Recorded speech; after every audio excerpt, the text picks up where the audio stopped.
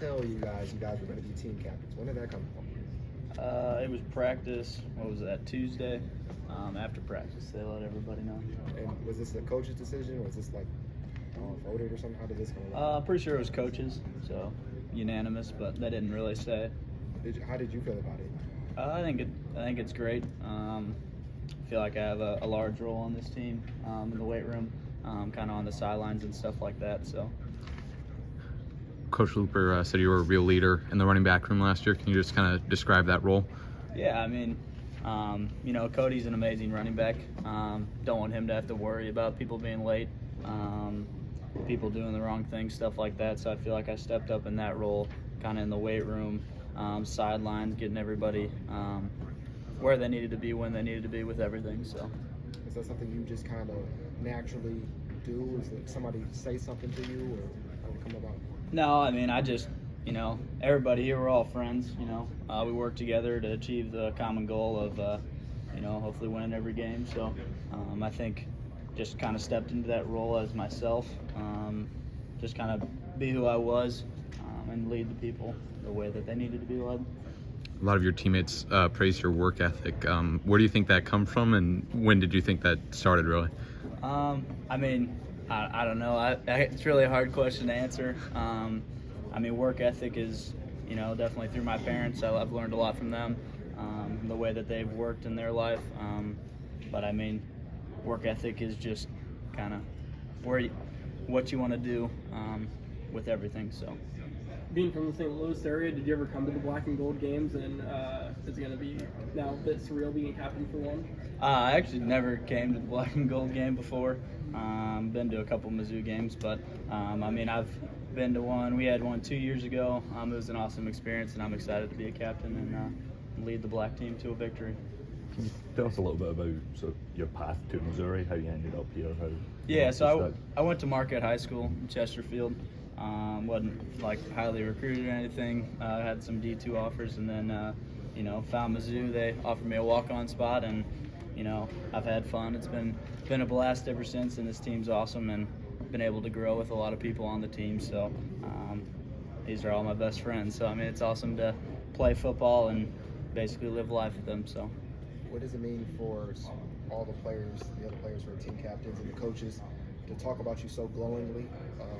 As far as your work ethic, calling you a dog and all this other stuff, how do you feel about that? It's awesome. It's awesome to see that. A lot of the work goes behind closed doors, so I'm not a big social media guy or anything. Don't do a lot of interviews or anything like that. But it's awesome to hear them say that, but still you got to keep going, so nothing really changes. How do you, in a way, sometimes get to keep a positive mindset of, even if you're not playing, you still want to be a leader and you still have an integral role behind the scenes to keep everybody else going? Yeah, really it just comes to accept your role on this team. I might not be the greatest football player, but I know I can motivate people. Learned that through being here in the weight room, summer workouts, during the game, stuff like that. Do my best on special teams and stuff like that. But I think just kind of accepting your role along the football team really helped me just kind of say, like, I'm gonna be my best in motivating and leading people. So. What are some things that you've maybe learned from Cody Schrader and his time here? Yeah, he's one of the hardest workers I've ever met. He's up here every day. He's still up here, training and stuff like that. So, his work ethic is by far way more than mine. And he's a great person too. So, I think just kind of learning from him, he's an awesome role model for me. But yeah, just kind of learning how he did it and then trying to follow in his footsteps.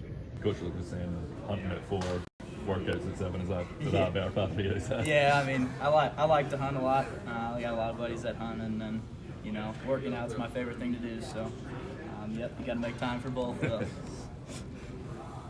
Chris, on the game tomorrow, just who's on your offense? Who's your pick for first touchdown?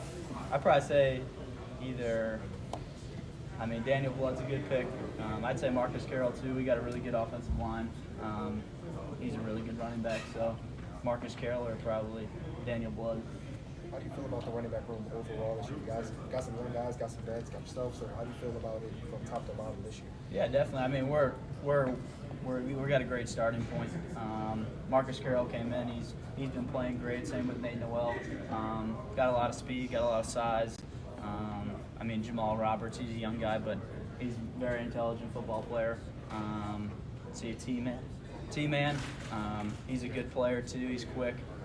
Got great hands.